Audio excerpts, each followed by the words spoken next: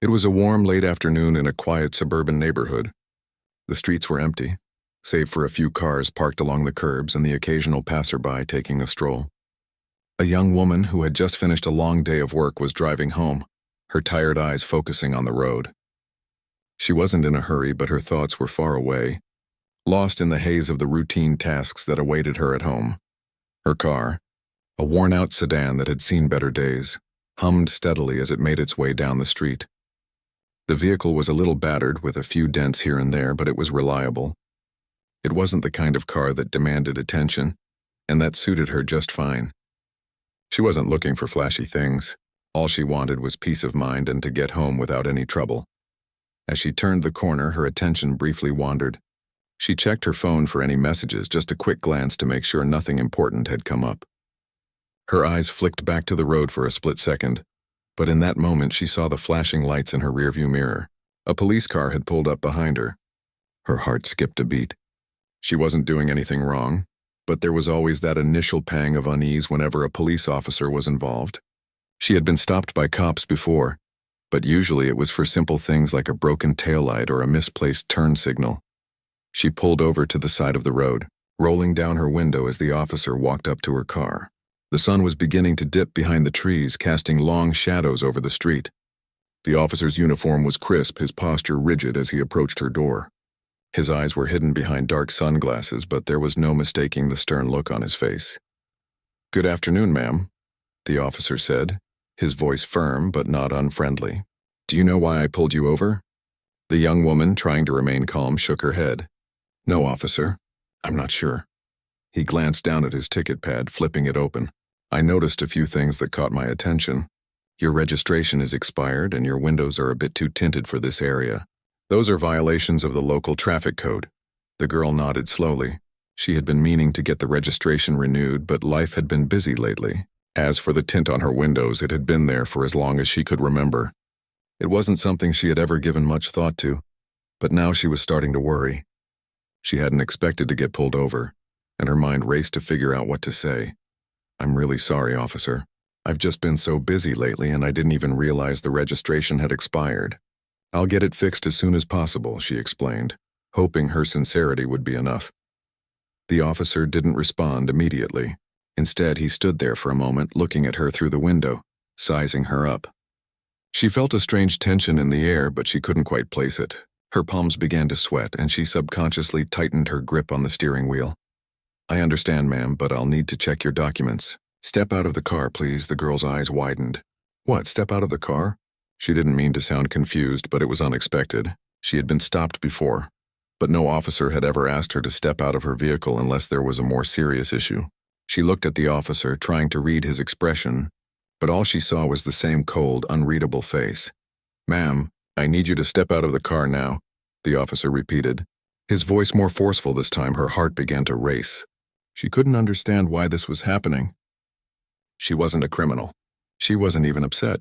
All she wanted was to get home, to get away from the stress of her day. She hesitated, her mind running through the possibilities. Maybe he was just doing his job, but something felt off. The officer's demeanor was starting to feel more confrontational than she had expected. Slowly, she opened the car door and stepped out. The cool breeze hit her face, making her feel more alert, but the unease lingered. The officer gestured for her to stand away from the car, which she did, glancing around the neighborhood. The street was still quiet, with only a few houses visible from where they were. She wondered if anyone was watching from their windows. The officer began to speak again, his voice tinged with impatience. "I need to check your license and registration, ma'am. Please hand them over."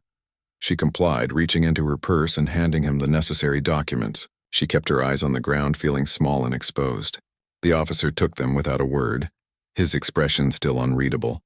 As he stepped away to inspect her documents, she breathed a little easier. The situation didn't seem like it was escalating yet. But then, without warning, the officer turned back to her, his eyes narrowing. "Are you refusing to comply with my instructions?" he asked, his voice suddenly colder.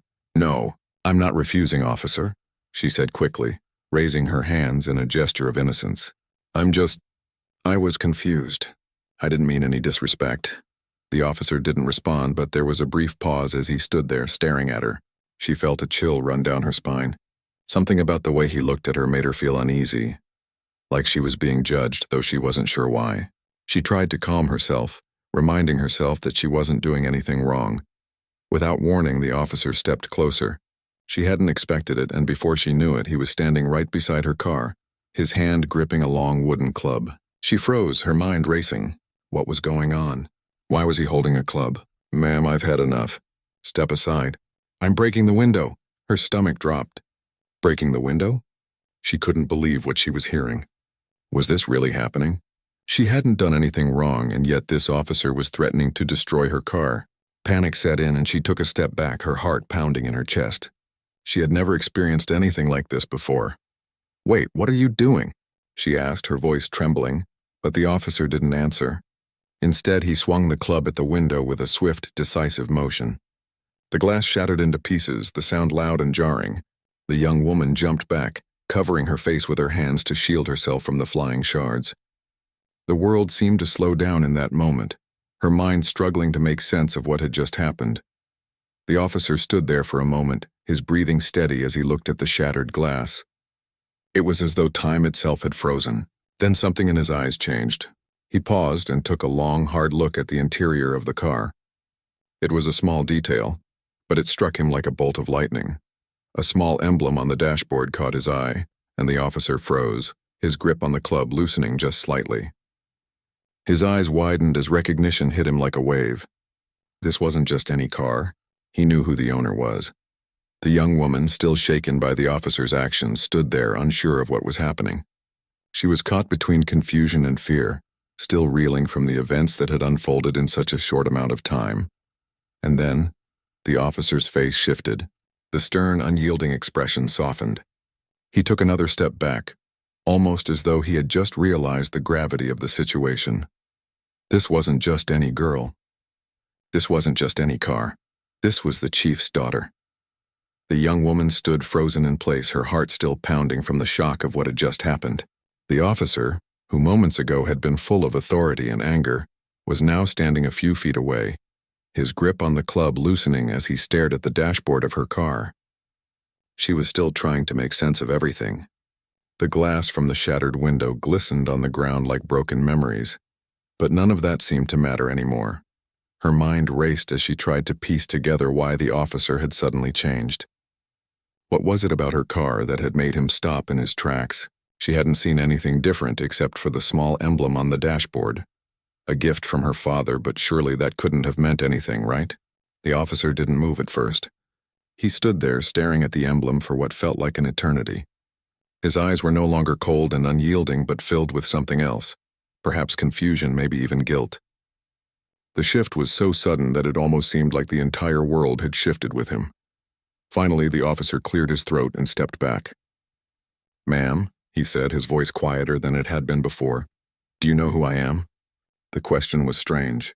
Why would he ask her that? She didn't know who he was, but she assumed it didn't matter. In the back of her mind, she had already started thinking about how to handle the situation. She wasn't going to let him get away with breaking her window. She wasn't going to let him walk away without consequences. But as she looked at the officer's face, she saw something she hadn't expected to see. His expression was not that of a man with authority, but of someone who had realized that he had just made a huge mistake. She glanced at him, confused. "No, I don't know who you are, officer," she replied, her voice unsteady but firm. "But I do know what you just did. You just destroyed my window for no reason." The officer looked down at the shattered glass, almost as though he were seeing it for the first time. "I'm sorry," he said quietly, as though the words were difficult for him to speak. That wasn't supposed to happen. The words hung in the air, but they didn't feel like enough. How could an apology make up for the shock she had just experienced? How could a simple sorry fix the damage that had been done? She was still trying to find her voice, still stunned by the abruptness of the situation. She took a slow breath and forced herself to focus. "I don't understand," she said, her voice trembling now. "Why did you break my window? What was all that about?" "I didn't do anything wrong." The officer sighed deeply, clearly struggling with something inside. He rubbed his face with one hand as though trying to push away the unease that had settled over him. His demeanor had softened even more, and he didn't seem like the same person who had been so quick to escalate the situation just minutes ago. "I made a mistake," he said, his voice low. "I thought you were someone else." The young woman stared at him, trying to make sense of his words. "Someone else? What do you mean?" "I'm just me." The officer took a step closer, his gaze still fixed on the emblem on the dashboard, almost as if he couldn't bring himself to look her in the eyes. "I didn't know who you were at first. I didn't recognize you. But now I see who you are. You're the chief's daughter, aren't you?" The words landed like a punch to the gut. Her breath caught in her throat, and for a moment everything felt like it was spinning. She couldn't have heard him right. Chief's daughter? What was he talking about? Her father was the police chief, yes, but she had never made a big deal about it. She never used her father's position to get any special treatment, never let it define who she was. To her, she was just another person like everyone else. She wasn't someone who needed to be noticed or recognized by the people around her. Her mind raced. How had he figured it out? Was it because of the emblem on her dashboard? Her father's badge had been a gift to her when she'd turned 18, a symbol of their bond.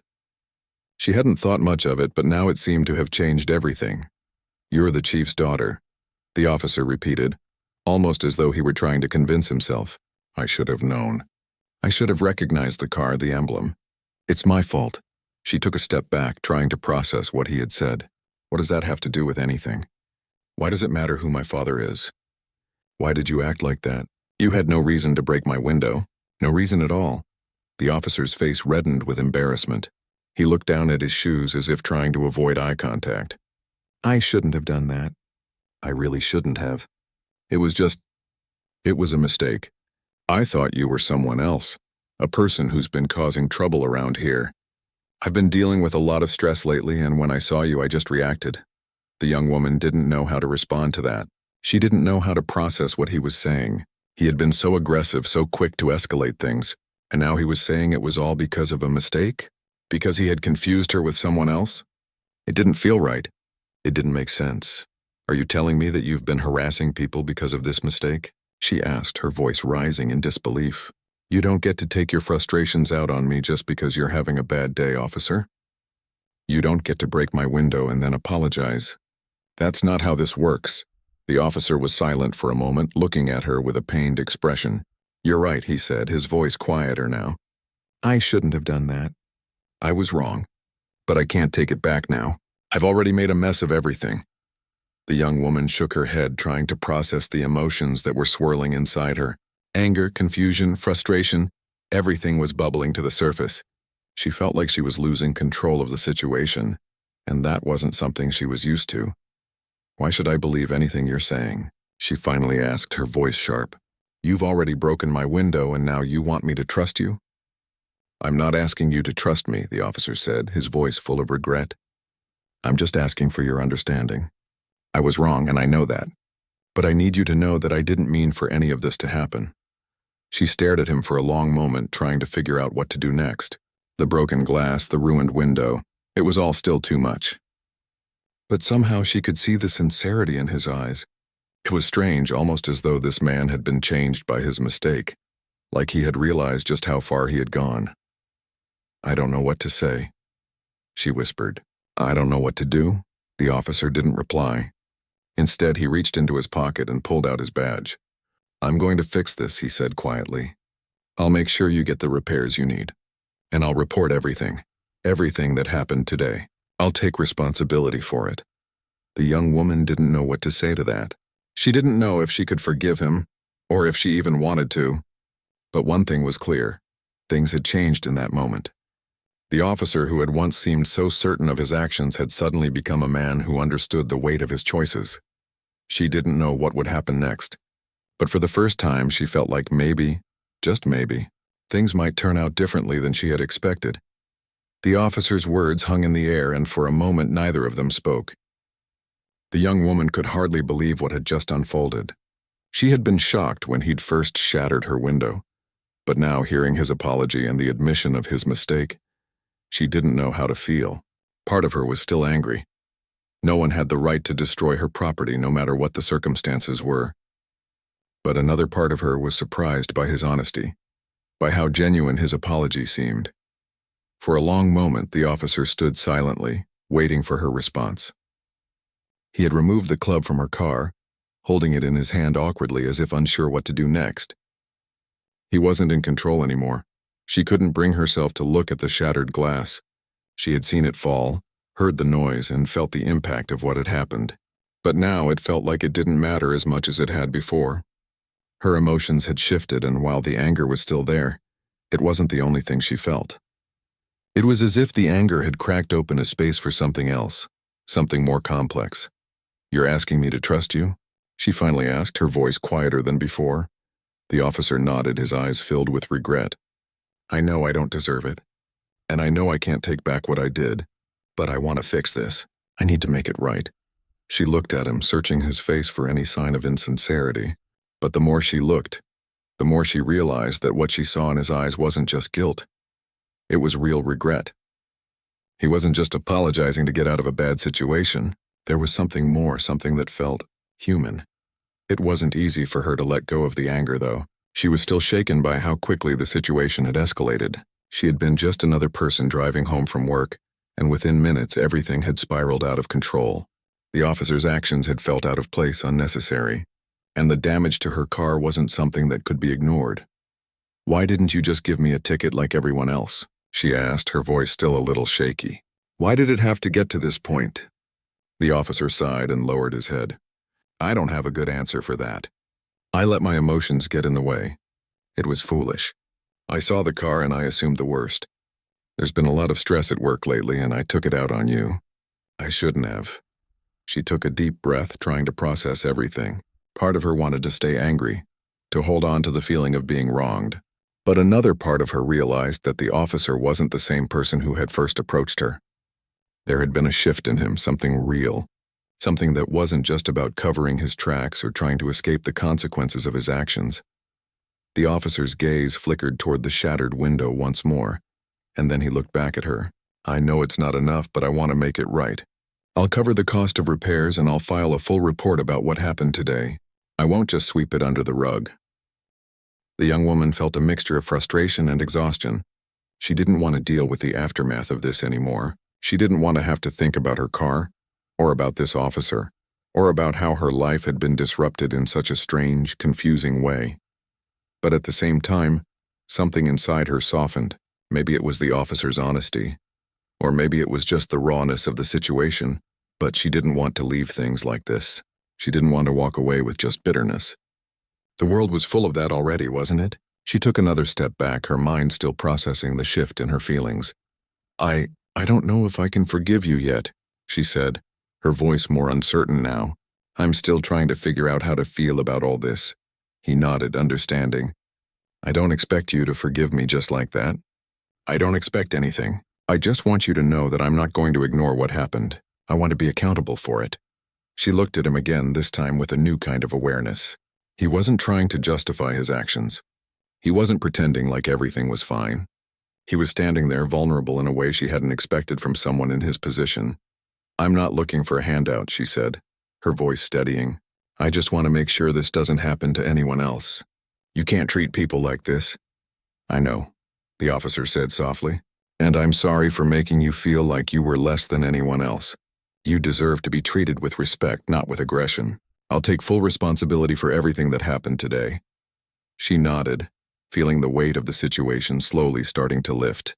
It wasn't perfect. It wasn't fixed, but maybe it didn't have to be perfect. Maybe it just had to be real. "Thank you for saying that," she said, her voice quieter now, almost unsure of herself.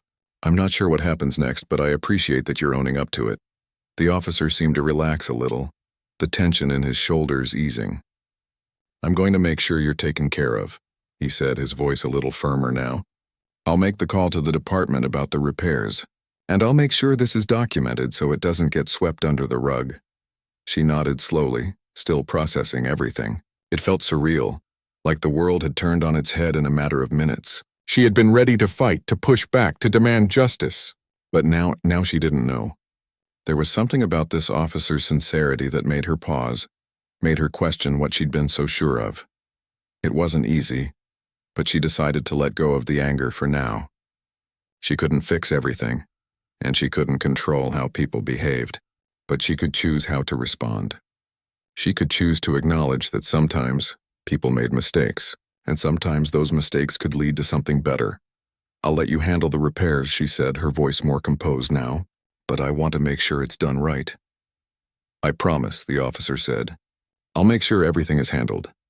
And I'll follow through."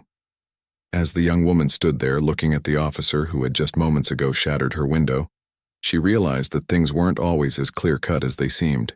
There were no simple answers, no easy solutions. Life was messy. People made mistakes. But it was how they dealt with those mistakes that really mattered. And in that moment, she felt a strange sense of calm wash over her. Not because everything was perfect, but because sometimes things didn't have to be perfect. Sometimes the most important thing was just owning up to your actions and trying to make it right. The days that followed felt like a blur for the young woman. She had spent the first few hours after the incident trying to come to terms with everything that had happened. Her emotions had been all over the place, anger, confusion, even a bit of disbelief. It wasn't every day that someone shattered your car window for no reason, let alone a police officer. But what had followed, his apology, his promise to make things right, had left her questioning a lot of things. She hadn't expected the officer to actually follow through, to be honest. People made promises all the time, and more often than not, those promises were broken. But the officer hadn't forgotten. He had called the next day just like he said he would. He'd made arrangements for the repair of her car window and insisted that she wouldn't have to pay a dime. The repair shop would handle everything, and he would personally ensure that the incident was properly reported within the department. Despite everything, part of her was still reluctant to fully accept his apology. She wasn't sure if she could ever fully forgive what had happened. The act of breaking her window, the panic, the anger, it all felt like too much. But at the same time, she couldn't deny that the officer was doing everything he could to make it right. Maybe it was that which softened her, even if just a little. One morning, as she was leaving her apartment for work, she noticed something she hadn't expected. Her car was parked right where she had left it the night before, but the window, the one that had been shattered, was now completely repaired. The glass was brand new, clean and spotless. Not a single trace of the incident remained. It was as if nothing had ever happened. She stood there for a moment, staring at the car, the quiet street around her, trying to make sense of it. It felt surreal. The officer hadn't just fixed the window. He had gone out of his way to make sure everything was perfect. She hadn't even had to call the repair shop. It was done just like that. A part of her was relieved and another part felt unsettled. She had expected some kind of lingering reminder of the broken window, something that would keep the memory of the incident alive. But instead, it was as if the officer had wiped it away completely. She wasn't sure whether that made her feel grateful or uneasy. The repair shop had sent her a bill, but when she opened it, she saw that it had already been paid in full, by the officer himself. There was a note attached to the bill. "I'm sorry again for what happened. I hope this makes it right. Take care." She stood there for a moment, holding the bill in her hand, staring at the note. It wasn't much, just a few words, a small gesture, but it meant something. It was more than just an apology. It was an attempt to fix what had been broken. She wasn't sure if it was enough, but it was something. Days passed and life began to return to normal. She tried to put the incident behind her, but the memory of that officer, the way he had looked at her with regret, the way he had admitted his mistake, stayed with her. It wasn't easy to move on from something like that, but at the same time, she didn't want to stay stuck in the past. She wanted to keep going, to live her life without holding on to anger or resentment. It was a few weeks later when she got another call from the officer. This time the conversation was brief, but it was clear that he wanted to make sure everything had been taken care of. He asked if the window repair had been done to her satisfaction, if there were any other issues that needed to be addressed. "I just wanted to make sure everything's all right," he said. "I know it might not be much, but I want to make sure I did what I promised." She couldn't help but smile a little at his words. It had been a strange experience, but there was something about the officer's sincerity that kept her from getting angry.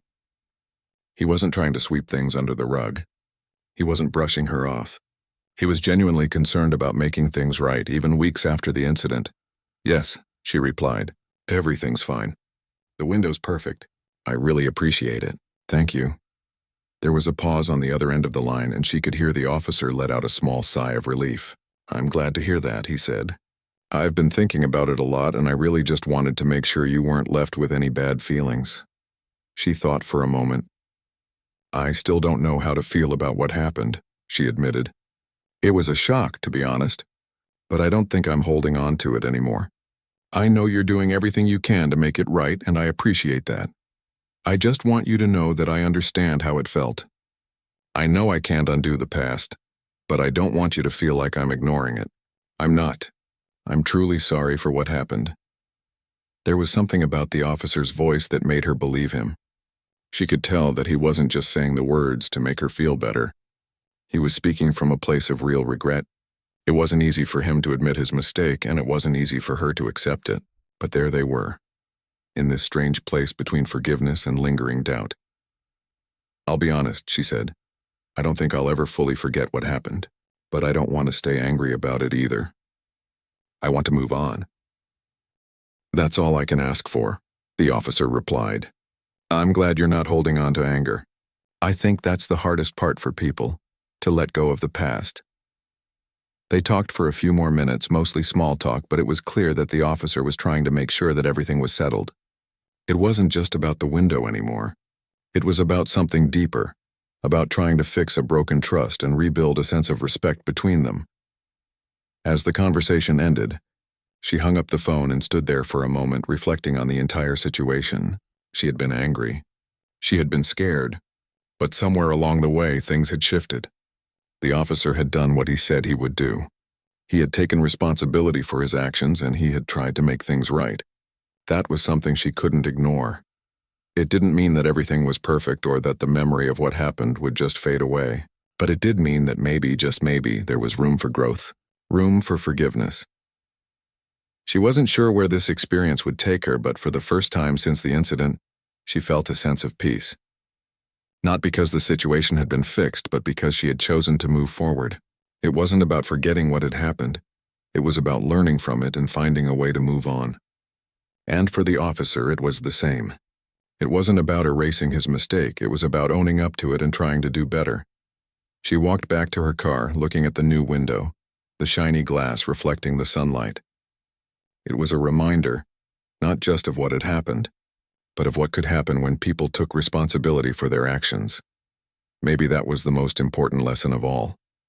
Months passed, and the young woman tried to put the strange encounter with the officer behind her. Life had a way of moving forward, even when things didn't feel completely resolved. She continued her daily routine, focusing on work and personal goals, but every now and then, memories of the incident would surface. The broken window, the officer's regret, the way things had shifted. It wasn't something she could just forget. She had grown to accept that it wasn't about forgetting or erasing what had happened. It was about moving past it, finding peace with the way things had played out and learning from the experience. She had learned that sometimes, even when people made mistakes, there was room for redemption, and that was what the officer had done. He had owned up to his actions and worked hard to fix the damage he had caused. It wasn't perfect, but it was real. One day, as she was walking to her car after a long day at work, she noticed something strange. There was a note on her windshield, folded neatly and secured with a piece of tape. She stood there for a moment, her heart skipping a beat. The last time she had found a note on her car, it had been after the incident with the officer. She couldn't help but feel a wave of uncertainty rise in her chest. Had something else happened? Had the officer been involved in something again? She hesitated for a moment before pulling the note free. The handwriting was familiar, but she couldn't place it at first. As she read it, her eyes widened. I know this may seem strange, but I've been thinking a lot about what happened. I want you to know that I'm still grateful for the way you handled everything. You could have made my life a lot harder, but you didn't. You chose to move on, and that meant a lot to me. I've been trying to do better to be better, and I hope in time we can meet again, this time under better circumstances. Take care. I'm sorry again for everything. It was from the officer. She stood there for a long moment, holding the note in her hands. The familiar mix of confusion and curiosity washed over her. Why was he reaching out again? She had already moved on, hadn't she? She had let go of the anger, accepted his apology, and tried to find peace. What more was there to say? But as she stood there, something inside her stirred. Maybe it wasn't about what he had done in the past. Maybe it was about the present. Maybe it was about acknowledging the way people could change, how they could learn from their mistakes and grow from them. She wasn't the same person she had been months ago, and neither was the officer. She didn't know if they would ever meet again, but she felt something shift inside her. She wasn't angry anymore. She wasn't even confused. It was as if the last piece of the puzzle had finally clicked into place. The officer had made things right not just with her but with himself, and that in itself was something worth acknowledging. She folded the note carefully and tucked it into her bag. She didn't need to respond. She didn't need to do anything.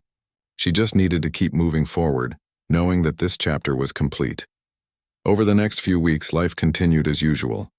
The officer's message lingered in her thoughts, but it didn't define her day.